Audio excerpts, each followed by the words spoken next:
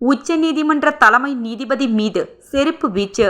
புதுவை பல்கலைக்கழக மாணவர்கள் மீது பொய் வழக்கு ஆகியவற்றை கண்டித்து திராவிடர் கழகம் சார்பில் மாபெரும் ஆர்ப்பாட்டம் நடைபெற்றது. திராவிடர் கழகம் சார்பில் தமிழ்நாடு முழுவதும் உச்சநீதிமன்ற தலைமை நீதிபதி மீது செருப்பு வீச்சு. நிதித்துறையை மிரட்டும் ஸ்தாசனவாதிகள் ஆணவத்தை கண்டித்து மாபெரும் கண்டன ஆர்ப்பாட்டம் நடைபெறுகிறது. அதன் ஒரு பகுதியாக புதுச்சேரி சுதேசி பஞ்சாலை எதிரில் மாபெரும் கண்டன ஆர்ப்பாட்டம் நடைபெற்றது. புதுச்சேரி பல்கலைக்கழகம் மாணவர்களின் மீதான பொய் வழக்கை திரும்பப் பெற வலியுறுத்தியும் கண்டன ஆர்ப்பாட்டம் செய்தனர்.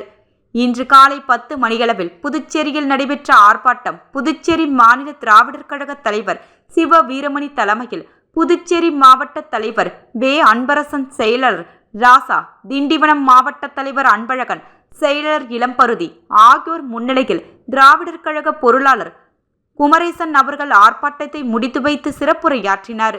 பல்வேறு பொதுநல இயக்க தோழர்கள் பெருமளவில் கலந்து கொண்டு கண்டன உரை நிகழ்த்தினர். நிகழ்ச்சியில் புதுச்சேரி மாவட்ட திராவிடர் கழகம் மற்றும் திண்டிவனம் மாவட்ட கழக தோழர்களும் பொதுநல அமைப்பு தோழர்களும் கலந்து கொண்டனர்.